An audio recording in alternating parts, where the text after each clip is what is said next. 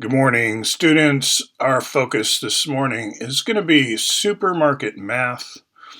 If you're familiar with Oregon Curriculum Network at all, you know I have a digital math curriculum on Wiki Educator. It's been there for some years. And by the way, on the screen, I'll be talking about or showing pictures from one of my albums on Flickr PhotoStream about food not bombs. And that is what I'm going to talk about under the heading of supermarket math. Now, where does supermarket math fit in? I'll be jumping over there too. On Wiki Educator, I've got it math as a topic broken down into applications so that you study math through its applications. It doesn't mean you can't get to what we call pure math by this means. You certainly can. For example, the mathematics of the maze or the labyrinth, those aren't the same, but a labyrinth, for example, has mathematical properties. And here's a labyrinth that we gathered around during Food Not Bombs to serve our meals. And it was Colonel Summers Park, it's called here in Portland. Portland has a lot of labyrinths hidden and tucked away. So, where are the labyrinths in Portland? That would be kind of a geocaching challenge, GIS, GPS, whatever. So, you're looking at the whole world now in supermarket math, and you're looking at the whole issue of food distribution, cultivation, agriculture. In other words, once you take the supermarket math paradigm and apply it to the whole planet, which we do as well as locally, we pick up a certain sort of data layer that, informs our thinking. Now, the other three branches of this math are casino math, Neolithic math, and Martian math. Now, these are kind of quirky. They're not proposed as the new public school curriculum or anything like that. They could be used in an elite setting. A specific school could adopt them pure form, just the way I'm teaching them. In other words, my school, if I were to teach, would probably just stick with what I've done because, hey, I'm a master of my own material. But so there's me with a few people. Doesn't really circumscribe the osmosis effects of having something like this that other teachers can adapt and use in their own way in their own communities. So the material is available, but the exact look and feel is up for grabs in a lot of ways. So there's the labyrinth. Now these serving containers here um, are interesting. We're coming from a large kitchen, so part of the um, supermarket math here is the model, but is the framework. But the specific Food Not Bombs model, I'm going to describe it briefly. I'm going to talk a little about the other branches of math too, but I'm going to focus right now on supermarket math. So the Food Not Bombs model, things you should know. The main focus, the challenge, is we have a huge amount of food waste. In other words, produce especially, things that go bad quickly. The warehouse can store it only so long, distribute what they can to supermarkets and so on. Individual buyers, there's all kinds of ways to purchase this material, but then they have excess. And, they don't just want to, there's no practical way to just give it away, quote unquote. It's like, why don't they just give it to poor people? Well, what does that mean even? What, the people are supposed to line out outside of a warehouse with a shopping cart and each one gets a head of lettuce and an eggplant? I mean, that doesn't make any sense. You need logistics. You need a coordinated effort. And so there's value added here. So you could say that's instead of like writing a check or using your credit card, you are putting human intelligence into the picture and doing work. In physics, we call that work, where you're raising something from a lower to a higher energy state in some sense. So here's a bicycle in the Quaker Meeting House with a food cart behind it. What do I call that? Like a trailer, a bike trailer, full of fresh produce. Now this is not a recent picture. And let's see, is that a bike I would have been using? I don't know, but I did this in my 50s. Like, it was good exercise for me, and I would pull even two of those carts, one behind the other, like a train. And I recognized these folks, and we were having a great time in the Quaker Meeting kitchen there on Stark Street for a while. But the other thing is the kitchen that you need. So you rescue all this produce from the warehouses. They're happy to get rid of it. They're going to compost it anyway. There's nothing else they can do with it. Now, compost is valuable. They can feed it to animals. So, okay, you first of all, you create a relationship with some of these food outlets. And they know this food is for Food Not Bombs ahead of time. So they're treating it that way. They know people are going to be eating it. And they are just going to give it away because it's taking up space and they can't sell it. It's not for sale. So they cordon it off, you could say. These trailer bikes show up and load up and then take the food to a church or temple or any kind of kitchen. I say church or temple because these are typically, in our era, the places where there are big kitchens. And the Quakers didn't have a very big kitchen compared to the Episcopalians, for example. So we did a lot of our cooking at St. David of Wales, okay? But these pictures here are in the Quaker Meeting House. So here's a typical gathering, but there's two steps to it, right? First, you go around to the warehouses that are participating. Then you take all this food to a central location for mass-produced meals. Not individually wrapped or anything. There's not a lot of plastic use. And you also encourage all those attending to bring their own utensils, all their own bowls and whatever they're going to use, so that there's no big dishwashing except for the actual serving containers. And this was an all-weather operation, so you may have noticed that the weather seems pretty nice at the moment. That's definitely the bike I rode. It was all tricked out for me by one of my friends who put a lot of work into it, actually. Made it really cool. That bike ended up getting stolen after a while, but it's kind of color coordinated with the bike trailer even. So we would, yeah, there's the person who worked on my bike. There's, I think, are there two trailers here? I can't quite tell, but pulling two trailers is possible. And then comes the serving, and there's ways that you teach and coach people not to lean over the serving bowls, kind of like the sneeze bar approach. You don't want anyone to cough or sneeze into the food. There's mainly health advice and rules in the manual. So there's a Food Not Bombs manual, which is mostly about how to keep all of this sanitary. It helps if you have a food handler's license. We didn't require it, but if you didn't, then you would just get a lot more training in the kitchen. So this is really good experience. You know, this is like Boy Scout, Girl Scout level. This is like learn to cook for lots of people. There's a skill that you're learning here. So there's a value added, not only in going around to the warehouses and bringing the food, but also preparing the food. You've got a lot of people learning, maybe for the first time, how to prepare food for larger numbers of people. And a lot goes into that, right? A kitchen is a great place to study scheduling and, management. Someone cuts this while someone heats water for that, and what's the menu going to be, and how are we going to pull all this together in the 2 or 3 hours we have before mealtime.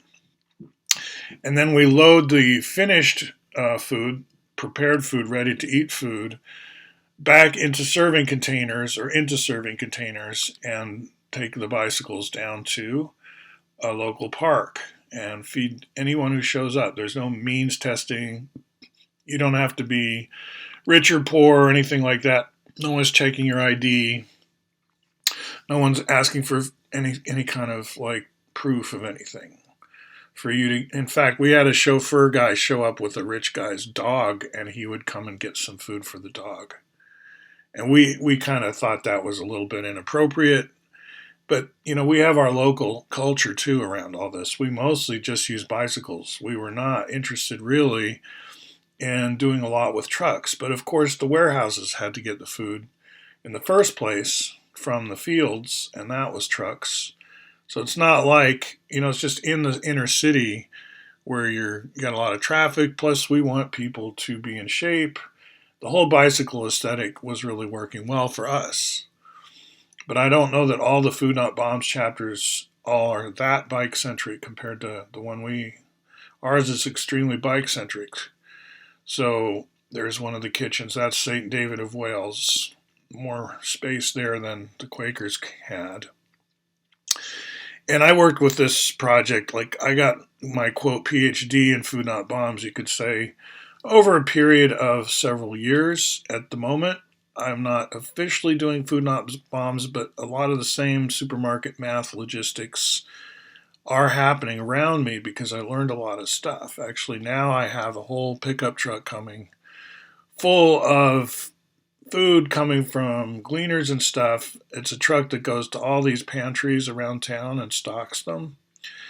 And then, if you need your refrigeration and so on, that's not always available at a quote unquote pantry, which is just a street side help yourself food place. Not really Food Not Bombs. So for food that needs more refrigeration, storage, and so forth, and I can eat it myself, it's like, again, this is not means tested. Doesn't matter that I'm a million billionaire, just kidding. So I'll, partake of the frozen burritos or whatever.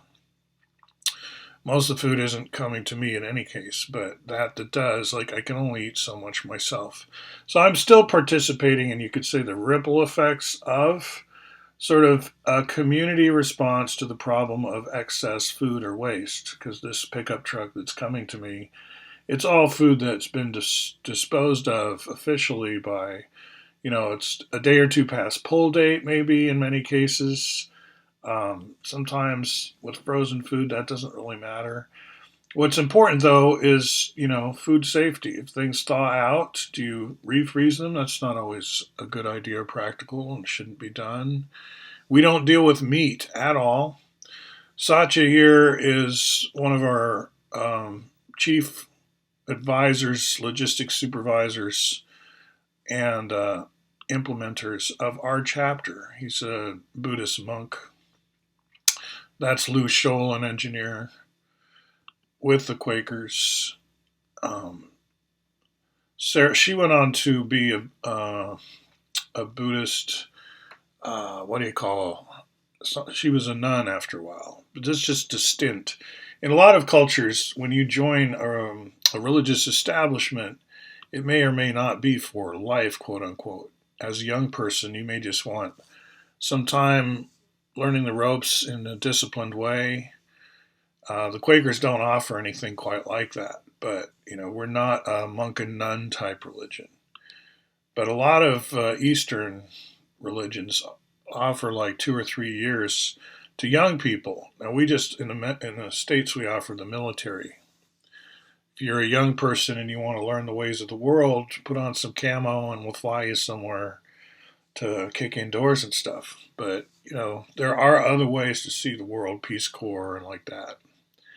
And that Food Not Bombs could be a world travel experience if it were better understood and better funded.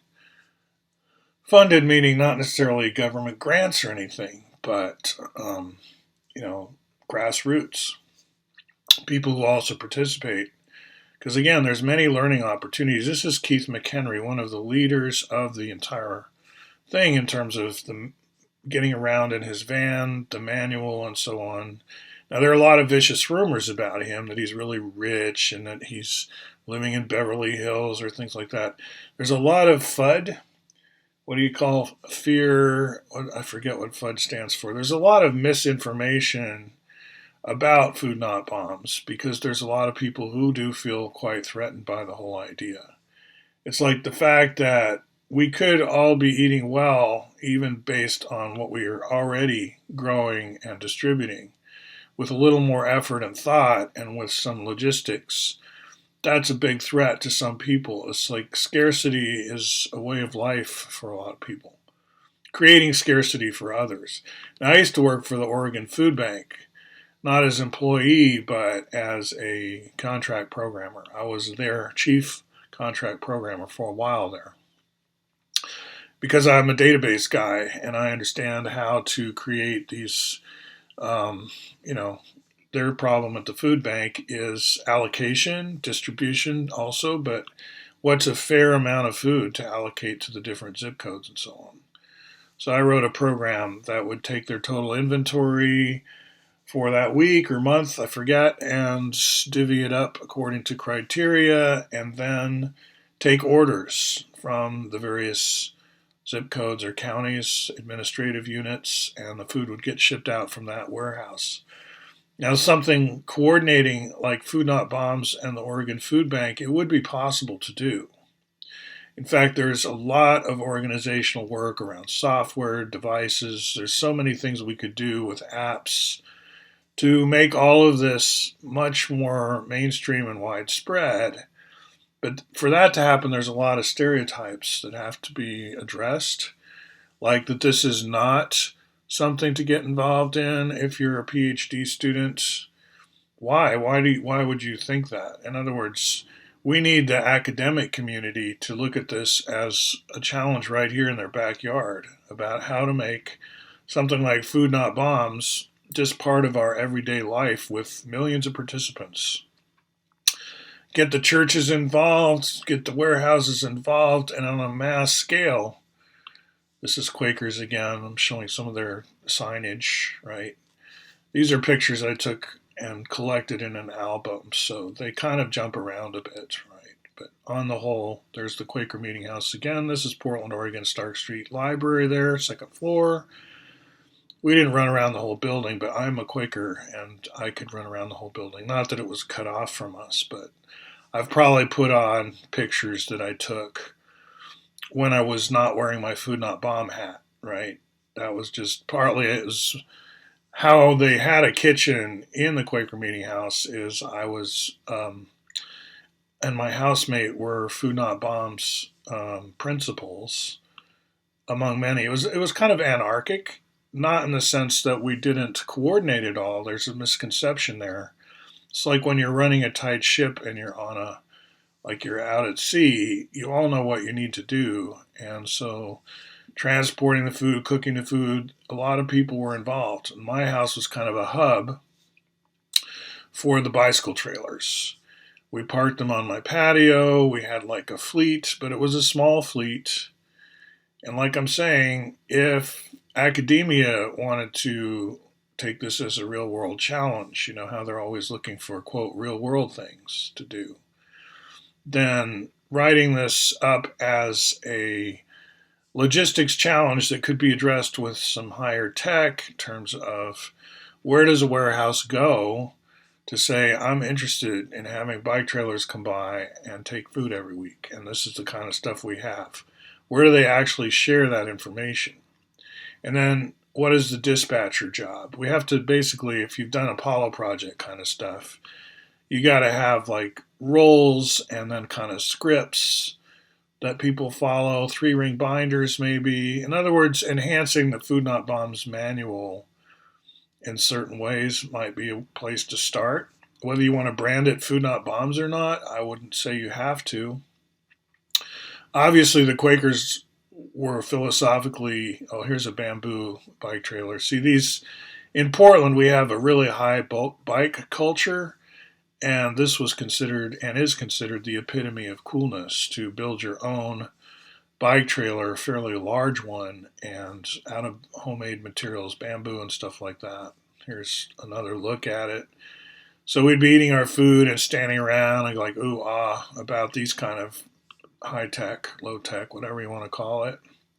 Again, we weren't doing meat, and after the serving, we would take all the materials back to the church and do a cleanup, and then leave the kitchen very clean. That was the goal, so that we wouldn't get in trouble with the host church or whatever. And so there's a typical serving. That's a bit of a blurry picture, but you can see how the people who cook the food do the same thing. They go through the line. It's like we all partake, right? Whether we're on the serving side, the meal prep side, that's Jen, or we're just there to eat, and you're free to just do that. And also, a lot of produce just gets put out in boxes and stuff, uncooked, unprepared. Didn't need it to make the meal, but we have it, and it's not going to last forever by any means. So when the serving happens, we also have lots of free produce just there and other things that people bring. And under that heading, it was kind of an informal potluck. So aside from the Food Not Bombs serving of non-meat products, if somebody wants to show up and in the same sort of venue offer something that had meat in it or something, that's like a church potluck, right? In this country, it's still free. I mean, we're still free to cook for each other, meet in a park, and share food. Now, I think maybe in this state, maybe. I don't know. I've heard stories about where this whole idea of people getting together, cooking for each other, providing food for each other is considered a criminal act in some way. Now, there are safety considerations. I'm the first one to admit that. You want to treat all this food in the proper manner. So the last thing you need in terms of PR is to have a lot of people get sick, right? After a meal, and they trace it to, oh, Food Not Bombs had some unhealth. They have E. coli. And so there's a picture. We never had those problems, by the way. This was very well run, and it continued after the period in which I'm taking all these pictures. It didn't disappear or anything. In other words, even though I kind of bowed out, actually there's a whole other chapter after this one where in a whole new location. I can go into the politics here. I'll say a few things. You may get in trouble with some churches. In other words, some churches don't like the idea of a park near them being used by poor people, they call them. Of course, a lot of us weren't poor at all, but there's this stereotype that riffraff are coming into the neighborhood, and as a church, you're worried about property values probably more than anything. So you don't want this kind of charity going on in your backyard. It doesn't look good in the eyes of the neighbors. So we were under some pressure to move our operation. And we worked with Parks and Recreation. They offered to give us a key for the pavilion, but we didn't want to be seen as part of the authority structure that lets people use a pavilion or not. It's a public park with a public pavilion. It seemed like we'd kind of be selling out if it's like, no, Food Bombs has a key and you don't. It's like that sets up a power relation we didn't want. I mean, we had a key to the Quaker Meeting House for cooking. We did have restricted access to some facilities because we weren't serving food there. So you weren't just supposed to go to the kitchen with your bowl. That's a picture I think my wife took on her trip to the wells of the Celtic lands or whatever. I threw that in. So Food Not Bombs, since I'm showing the logo on the screen, let's just say this would be too controversial for a lot of churches to get involved in terms of the message, because a lot of churches are very into kind of war, nationalism. Your patriotic duty as a religious person is to engage in war. That's why God loves you or something. Now, the Quakers, we don't think that way. That's not at all our understanding. So it's a very easy fit for Food Not Bombs and for Quakers to come together. But I'm saying in your local suburbs, because I want to spread this practice. People are feeling the pinch, inflation and so on. Huge amounts of food is getting thrown away. And this is something that it's Girl Scout, Boy Scout stuff. It's like Eagle Scout stuff. If you're middle class suburban, don't feel like this kind of operation is beneath your dignity or something like that. And take Portland as a role model, if you like. That was our These are, again, I'm taking pictures of the Quakers in charge of our Quaker meeting at the time. Um, this is an unprogrammed Friends meeting, and we don't pay pastors or anything. Everything's revolving volunteer job. We do hire a child care professional sometimes and stuff like that. So Quakers just have committees, and people jump around and serve on different committees. And I bring that up because it's kind of anarchic, but not really, in the sense that work gets done, things happen, but there's no like one person boss in charge type person. And that's amenable. That also works in our Food Not Bombs. In other words, Quakers and Food Not Bombs have similar culture in terms of non hierarchical, at least our branch of Quakers. Some Quakers are pastoral and so forth. Now, this is a picture from Occupy, and I don't know how many I have of that, but this whole operation, once Occupy Portland got rolling, we became a logistics hub for Occupy because they needed food. We did not like, though, that some of the food tents were just throwing away a lot of plastic and like letting Americans indulge in their usual despicable habits, right? If you just always throwing away plastic and styrofoam, we thought of that as somewhat deplorable. So we moved our tent to a different section of the Occupy camp. And, I come from a philosophy background and so on. So for me, this was like in lieu of, getting a PhD in what? I was going to say religious studies, but that's more where Satya was coming from. I'm more into supermarket math. So I learned a lot about supermarket math from this experience. And the other three branches of this digital math curriculum are casino math, as I was saying, that's risk assessment, that's combinatorics and probability. That's, well, in a casino, it's all about probabilities and things of that nature. And locally, in this Oregon economy, casinos are very important. The video lottery, the Oregon state funds itself using gambling in many ways. Some of our, by the way, we had very good cooks.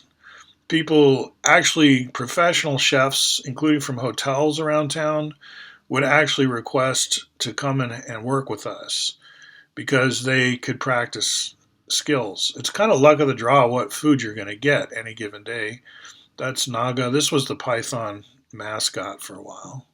Stuffed animal phase. Back when went through our mascot phase. Quaker Meeting House. There's a steel version, or aluminum maybe, of the bike trailer versus bamboo and so forth. Back to the Labyrinth, Colonel Summers Park. There are several others you can find around Portland.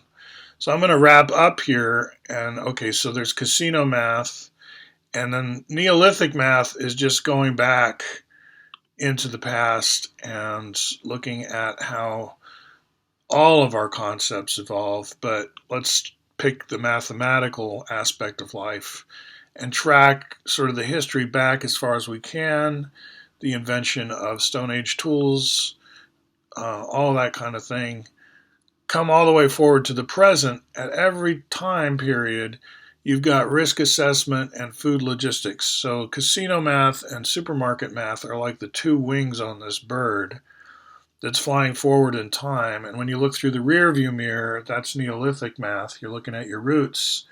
And when you're anticipating where is math going, this is the beginning of Occupy Portland, by the way. This is the crew that established the food tent, that established the park headquarters, that established Occupy Portland around this time, right when I'm talking, back in 2000 and whatever. And we did this with police cooperation. This was not a violent thing where you can see she's all ready for the camping with this bike here. This is just entering the park, and these are our commanders here.